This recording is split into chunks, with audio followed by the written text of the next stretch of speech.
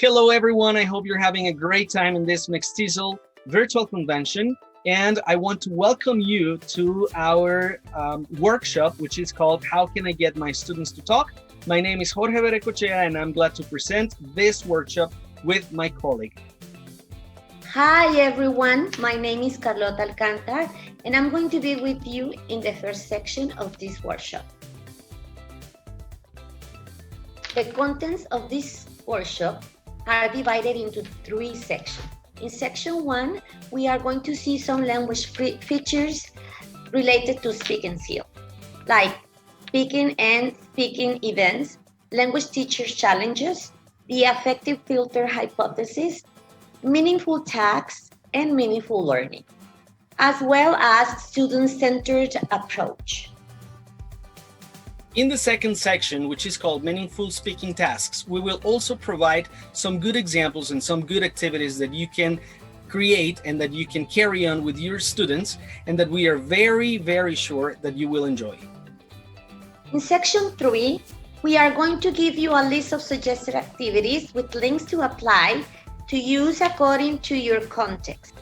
They are videos and some applications that you can find in the internet. Okay, we're going to start with the introduction of our topic, and here we are going to talk about speaking and speaking events. Okay, so speaking is one of the 4 language skills a foreign language learner must develop. However, most students are reluctant to speak or are shy to express themselves, especially when they are asked to speak in front of their classmates. This situation causes anxiety or stress because students are worried about speaking badly and therefore losing face in front of their class. Anxiety and stress are the factors that hinder communication or impede a good performance. According to Jeremy Harmer, being able to speak is more than just being able to pronounce phonemes correctly, especially when English is a second language. Students should be able to use a range of conversational strategies and repair strategies. Therefore, teachers must know the distinction between transactional functions of language, such as asking services, and the interpersonal functions like relations with people, friendship, giving advice, etc. As well as to establish a goal for the conversational practices the students are going to perform and the teacher is going to introduce. There are different speaking events. Interactive speaking, like conversations. Non-interactive speaking, like leaving a phone message. Planned speaking, like lectures, conferences, speeches. Unplanned speaking, like spontaneous conversations when you bump into another person in the street and you start talking. To get students to talk, language teachers face 2 challenges. One of them is to create the right atmosphere to get students to participate freely and enthusiastically. The second challenge is to select suitable activities or conversation tasks for the students' level, age, and interest. Thinking of speaking in terms of purpose, participation, and planning helps us, as teachers, to provide speaking activities in all 6 previously mentioned categories and in different combination of them. According to Krashen, to enhance language acquisition, teachers should reduce the affective filter by providing comprehensible input in low anxiety situations with messages that students really want to hear and that contain information they have previously practiced or acquired. Therefore, to achieve acquisition, teachers should diminish the situation that causes anxiety in the student. The affective filter hypothesis embodies Krashen's view that a number of affective variables play a facilitative but non-causal role in second language acquisition. These variables include motivation, self-confidence, anxiety, and personality traits. Krashen claims that learners with high motivation, self-confidence, and a good self-image, a low level of anxiety and extroversion are better equipped for success in second language acquisition. Low motivation, low self-esteem, anxiety, introversion, and inhibition can raise the affective filter and from a mental block that prevents comprehensible input from being used for acquisition. In other words, when the filter is up, it impedes language acquisition. Meaningful learning is a constructivist approach developed by David Oswald and differs from rote learning in that meaningful learning allows students to associate acquired material with previous knowledge or experiences that serve as an anchor when obtaining new knowledge. This enables the students to make connections that will allow learning to be a comprehensive and lasting one throughout their lives. Meaningful situations are those in which the students use their prior knowledge and can relate it to the new learning features. Meaningful learning takes place when students have the opportunity to link their real lives with their classroom activities. There are some knowledge of the students. Number 2, make use of activities that are of the interest to students. Number 3, create a motivational environment to learn. Number 4, make use of debates, group works, games, analogies, illustrations, and previous organizers. Number 5, use examples at all times. Number 6, be a facilitator of the learning process. Clarify doubts and allow students to be an active entity during the process. The student-centered approach is a constructivist model in which the students are the key initiators and architects of their own learning and knowledge making. Adopting a student-centered approach facilitates engaging activities which involve students in designing their own material and sharing their life experiences that in turn produce a better understanding of a learning and more attachment to the learning outcome. Teachers encourage student-centered learning by allowing students to share in decisions, believing in their capacity to lead, and remembering how it feels to learn. We're going to show you some sample tasks and very useful tools that you can use with your students. And these tools are Lyrics Training, FLIPGRID, and Breakout Rooms. Lyrics Training is an app that we can use for listening, and we will show you how to give it the appropriate speaking focus on this activity. FLIPGRID is a cool app that you can use with your students so they can record short videos and then they can respond to each other. And finally, Breakout Rooms, which is something that we need right now in our digital world and in our new normal to interact with our students as well within online live classes. This one can be a very good and useful tool also for you, either if it is on Google Meet or in Zoom. Okay, so for lyrics training, you can have your students go to www.lyricstraining.com, and then you can have your students choose a song they like. They can listen and sing the song because, well, it has the lyrics. There is also a very nice activity in which students can fill out the missing word according to what they hear, or choose it from the list that the program shows along the song. So I'll show you a little bit about it in a minute. And after this activity, the way we are going to make our students talk is by asking our classmates to share with the rest of the group the song that they used, that they chose, and why they chose it, or why it is important, or what relationship it has with them. So for this app or for this activity, it is suitable for intermediate or advanced levels. Also, it can be used either in the classroom, face-to-face class, or you can also use it with for distance learning. And finally, it also integrates listening practice. So let's take a look at it.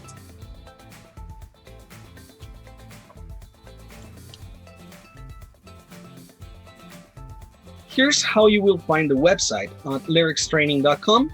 And well, you have a large amount of music videos that as a teacher you can modify, and you will be able to present it or assign it to your students. However, the point right now is not doing the listening activities, but to use one of these songs or any other song to have our students talk and to make them express themselves through real information, through personal information, and through their own experience about the music. So who doesn't like the music? We all love the music. So this time you can have your students go to this website, and then they can play a song. Once they play the song, they can even do this kind of activity. So you have to go to this website, and then you can either log in if you already have an account, or you can just sign up.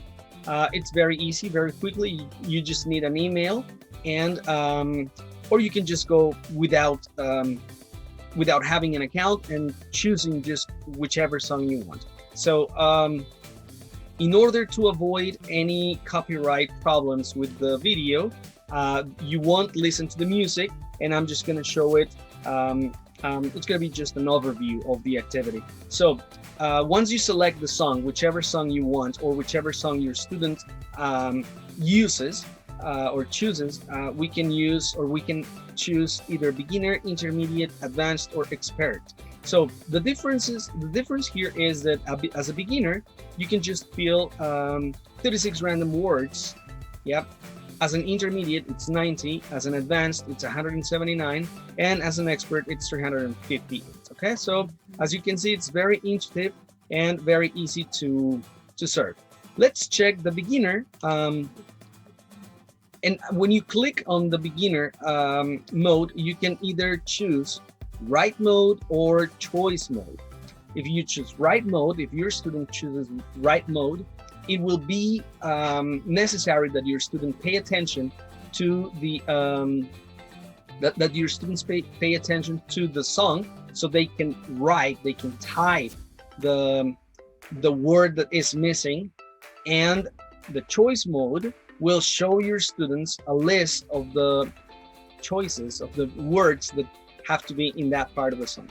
So once you choose either write mode or choice mode, you just have to press click here to start the game. Again, it will ask you if you have a free account or if you want to create it, or you can just click later or maybe later, and then the song will appear. Okay, in this case, I chose this one. I'm just gonna play it a little bit so you can see how it appears or what happens. So as you see, the lyrics will appear right here at the bottom, and the options would appear on the right side. Okay, so here's the one that says which song, which word you have to choose. If you don't choose it on time, then the song will stop automatically. You can always go back for the song to repeat. Again, I'm not playing the song aloud in order to avoid any copyright things. So here in this case, here's the ones we got. And then once you click on the right word, the song keeps going. Okay. Again, if you don't click on the right word, for example, this one, it won't take it. Okay. So that's the way it works, and that's the way you can use this app to practice listening. But more than practice listening, what we are going to focus right now is in how to use this music for our students to talk. Okay, so we have the song, we have the music.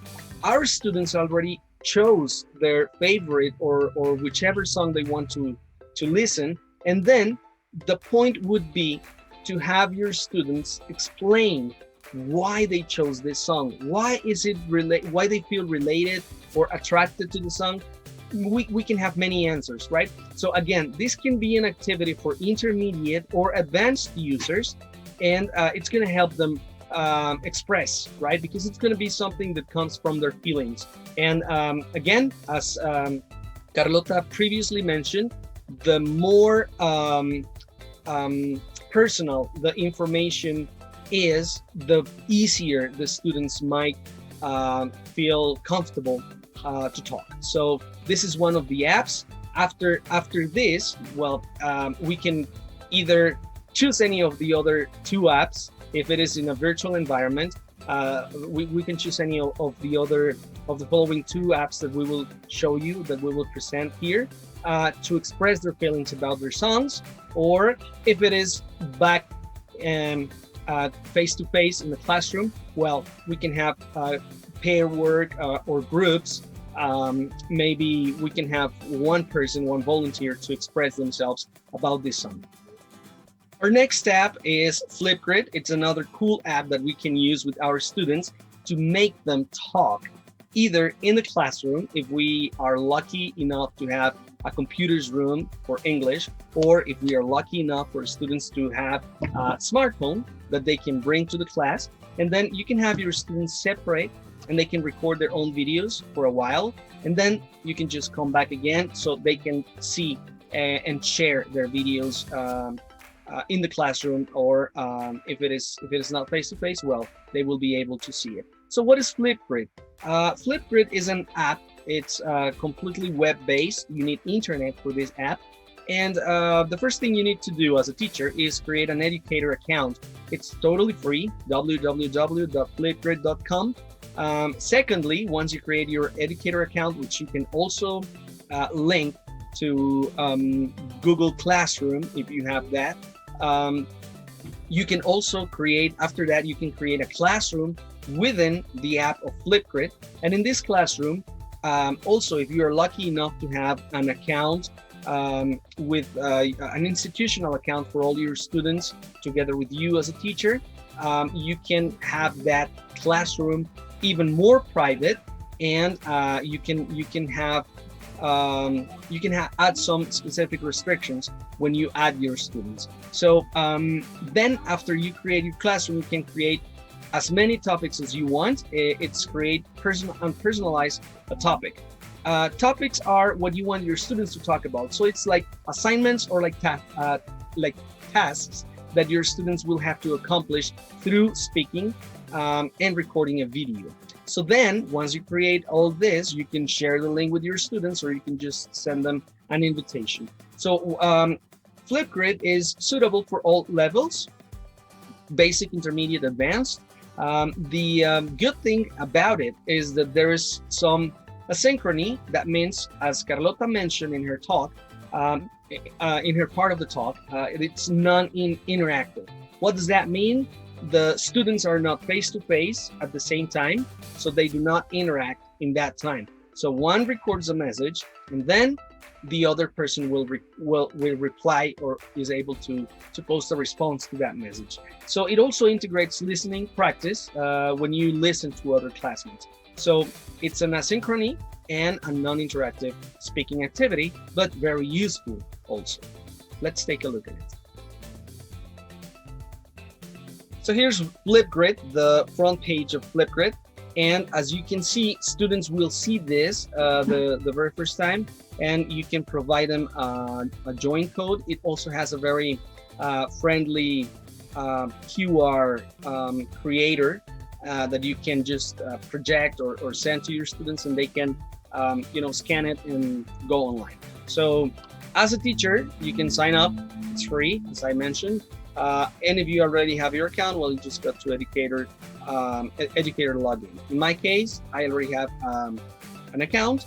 The sign up is really easy. You just need an email, to write your name, and that's it. Okay, so I'm going to go into the educator login since I already have an account, and it's by Microsoft, by the way.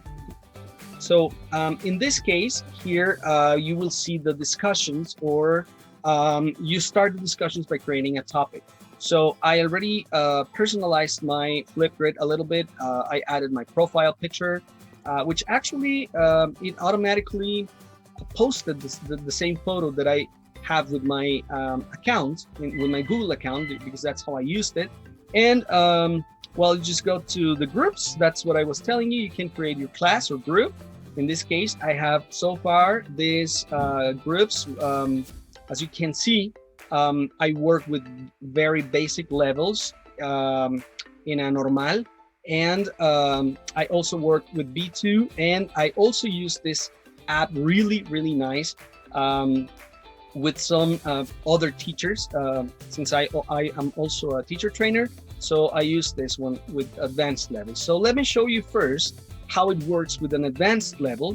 So you can see the level of interaction, asynchronic interaction that you can have in this with this app. Okay, I didn't personalize this much, but you can actually add a nice picture here. You can add a very specific or a very detailed instructions in this part.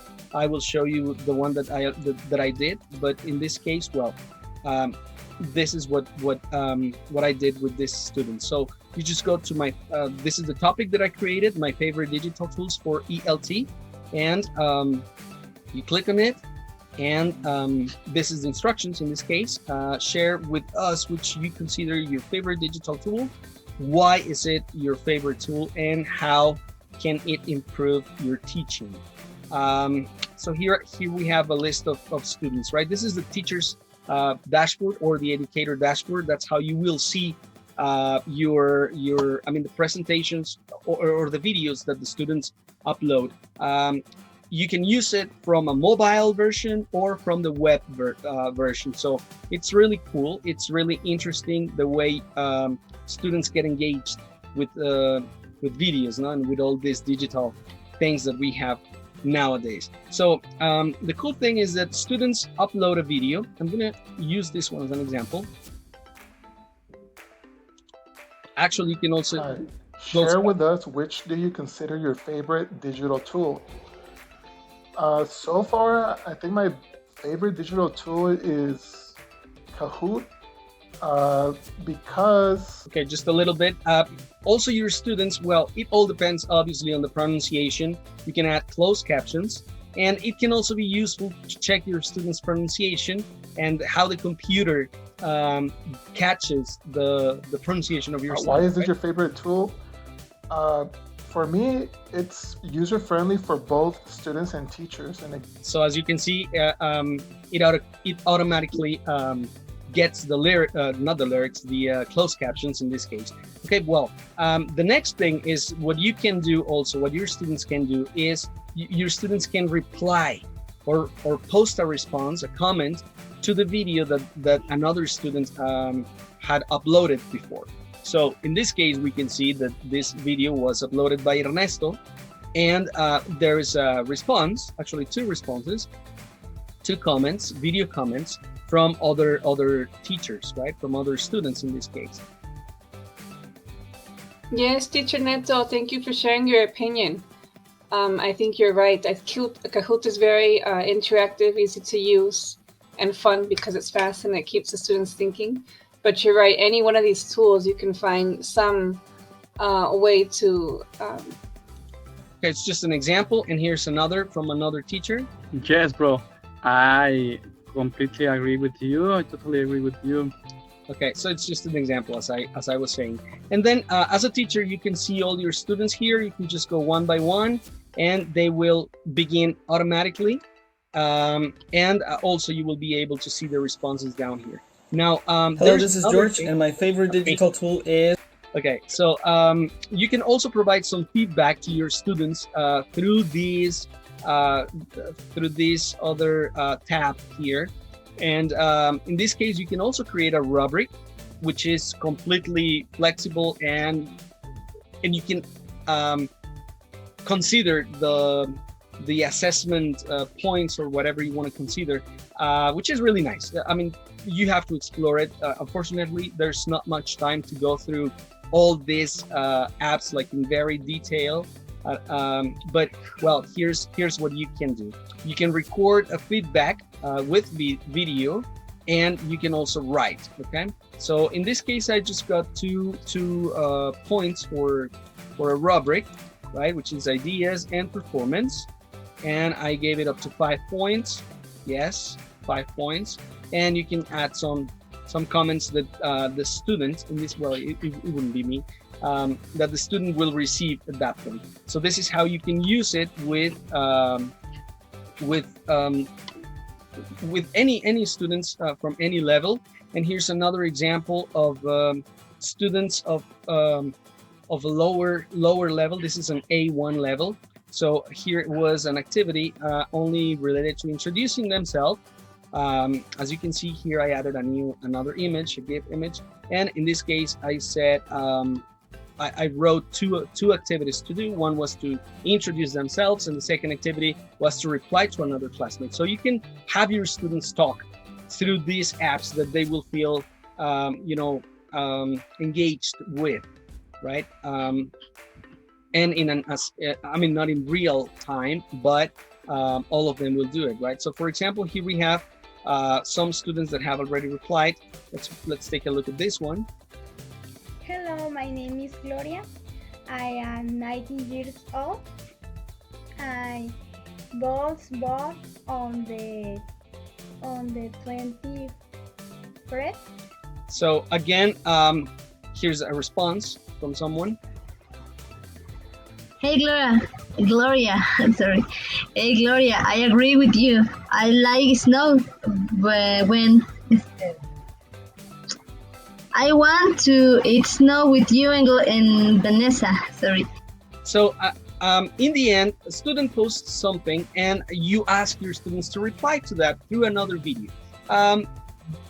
They might sometimes feel like, some of our students are a little bit more introvert, and that will cause them probably some problems to record a video. But always you can, motivate them and find the right ways. You are teachers, find the right ways to have your students feel motivated to record a video. Of course, these videos are generally private. No one else has access to them unless you give them the code to enter the discussion or the classes or somehow to the groups, or to add yourselves to the groups, right? So again, here is 3 different levels: basic, intermediate, and advanced. So you can see how it is useful for your students. Okay, I forgot to show you, which I'm going to go back real quickly, so you can see the rubric that I created for these groups, for these students. In this case, I created a more specific rubric. I'm going to show you how to do that. And I haven't, let me show you over here so you can see the comments in this case. Hi guys. Okay, so here's the feedback. And in this case, for the feedback, I added more activities, more points to assess. In this case, fluency, and I give them a little bit of the meaning of fluency: grammar and vocabulary, pronunciation and intonation, style and complexity. You can always record feedback video from the teacher. You can add private comments, and in this case, you can you just grade or you just put the values that you consider depending on what you want to achieve, right? So that's the way this one works. And again, you can use it with any level. Students can record directly from their computers or from their smartphones without much problems. It's very easy to use, and it's a nice way in which you can get your students to talk. Okay, so I'm going to show you how to create a group. You just click here, and this group is for you to participate. So I will have to make it public, since I don't have all of you as attendants. I don't have all of your email addresses. So I'm going to write the name. How can I get my students to talk? This is going to be the name of the group, so you can identify it. You can have a random, leave blank for a random code, or you can add Mextesol, for example, Mextesol workshop. I'll just leave it like that because it's available. So to do it real quickly. In this part, it shows you, it asks if you want to duplicate the topics. And in this case, I don't want to duplicate the topics. So here, this would be the link in which you will be able, to use to interact, and the link that your students will be able to see whenever you create it, right? So here it is. You can just go to flipgrid.com/Mextesol workshop, or you can share the QR code. Here's the QR code, so you can check it. I'm going to give you some time so you can take out your mobile phones and you can scan this QR code so you can go to the website directly. Okay, let's do it.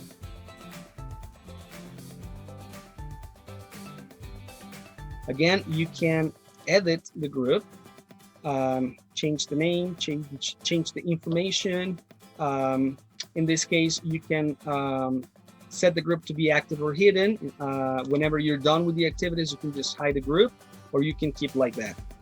Group followers, it's in this case, if you want students to receive email notifications, I'm not going to bother you with that.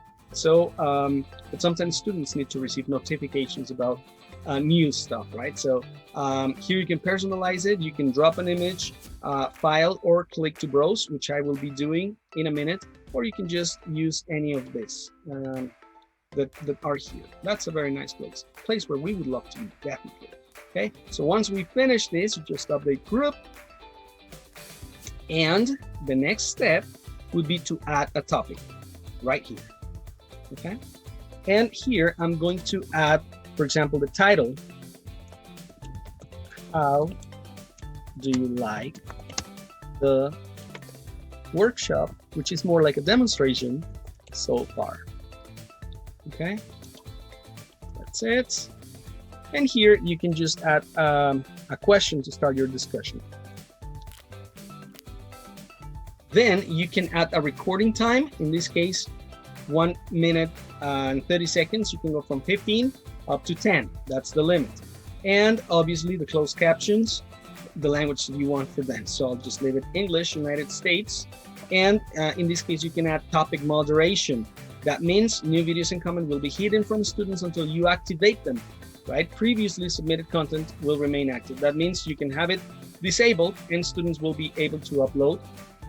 If you have large groups, I would strongly recommend that you leave this off and that you keep checking the videos that your students upload as quickly as possible. Because if you leave it like this, the student will upload the video and they will never be able to see it because until you moderate it, until you approve it. So this is what I do. I just leave it like that, and then I go and check immediately the videos, so I make sure that they are within the right way and the proper manners and all that stuff, right? So you can combine this app with some other activities, Kahoot, Wakelet, Nearput. You can also record a video as an introduction. You can upload a video. You can add a video from YouTube or Vimeo. You can upload an image, add a GIF, etc. You can explore this one on your own, and it's really useful. It's really nice, right? So the next thing that we are going to do is create a topic, and you can also create this as a default settings if you want it to be always like that. You can always check more options. Yes, like attachments. You can add attachments. You can have your students or allow your students to download and share after they create their own video. What kind of videos they can upload. It can be selfies and videos as well. If you can allow them to edit the video within the app as well. If they can add attachment links, or if they can add attachment links, etc. I mean, there's a lot of things that you can do. So here at the bottom is what we also want to focus on. The basic feedback, which already gives you these two options, or you can custom the feedback. In this case, I already have this as a criteria previously loaded, and I can always add, edit, or whatever with this. No? So I'm just going to leave it like this. ideas and performance, just as an example. Then you go to create a topic, and then your topic is ready. We're ready to go. So you can add to the group, or you can just go to this link. Okay, so our last step for you, or last sample, or last presentation for you, we decided to make this something useful now that we are in this digital environment, and since we're not having face-to-face classes this time. So the next one is called breakout rooms. Breakout rooms is a very useful tool that we can use in our classroom, in virtual classroom. And there are two apps so far that we've used. One is Zoom, and the other one is Google Meet, right? So Google Meet still doesn't have. However, they are really, really hard to use. So here we will present an alternative on how to do the Google Meet breakout rooms, to call it somehow. And I'm also going to show you that it's suitable for all levels, and it's an alternative to face-to-face, pair, and group speaking. So let's take a look at this. I'm going to show you a video right now about breakout rooms, how to create breakout rooms in Zoom. The first thing we need to do is access your Zoom account. If you haven't created one, well, you can create one. It's 100% free the first 40 minutes. That's it. All right, as you know, well, yeah, Zoom has only 40 minutes free. You can always buy the Pro version, but it's about $13 or $15 a month. It's useful though. So you just have to go into the configuration in your account. You gotta click in settings, and then you can press Control F or look directly for breakout room. So by default, the breakout room is not enabled. So you gotta make sure that on the right side, it is enabled, just like this. So once you enable it, there will be a confirmation message, and that's all you have to do. Then you have to open the desktop version and proceed as follows. Once you have enabled it and once you have started your meeting, the next step is if you're sharing your screen, you will be able to click at the three dots on top right and then choose breakout rooms. You can assign all the participants into as many rooms, as many breakout rooms as you want, and you can assign them either automatically or manually. If you have large groups or large classes, well, automatically would be the best thing. You can also change students from one group breakout room to another breakout room. And you can always select how long you want the breakout room to be open for, and you can also select if you want the group to close automatically or if you want to close the group manually. Also, there will be a countdown timer once you select to close the groups. So once all the students are moved to the breakout rooms, you can visit each of them just on the same menu, just by clicking on join, and it will automatically direct you to the room that you selected.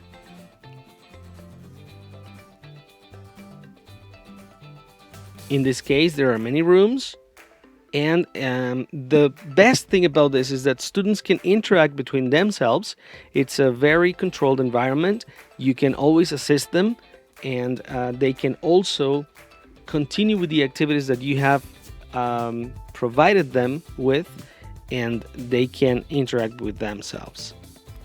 You can visit one group, move to the other group, you can provide feedback. Students will feel more comfortable right now that they are in this pandemic environment, and probably they feel more comfortable talking with another classmate, and then they will obtain the necessary confidence to possibly express or talk or in front of the group. once you decide to complete the activity or this task, you can close all the breakout rooms and the system will automatically direct you to the main session. Finally, in order to make your students to talk in groups or pairs through this virtual environment, there is this other option with Google Meet. It's a little bit complicated to use. Therefore, we strongly suggest you to, instead of downloading this extension, you can have your students create their own groups. So one leader of the group will generate a Google Meet link, so all the other members of that group can join to that link, and that link should be posted in the main group, in the main session where the teacher is. So the teacher will have access to all the groups and provide some feedback possibly with this to the students. It's a little bit more complicated. But you can still work with it if you want to avoid the $15 fee that Zoom requires. Thank you very much for your attention. We hope that all this information is useful for you and that you can use it in your classroom face-to-face or in the digital environment. Thank you very much. We are ready for your questions.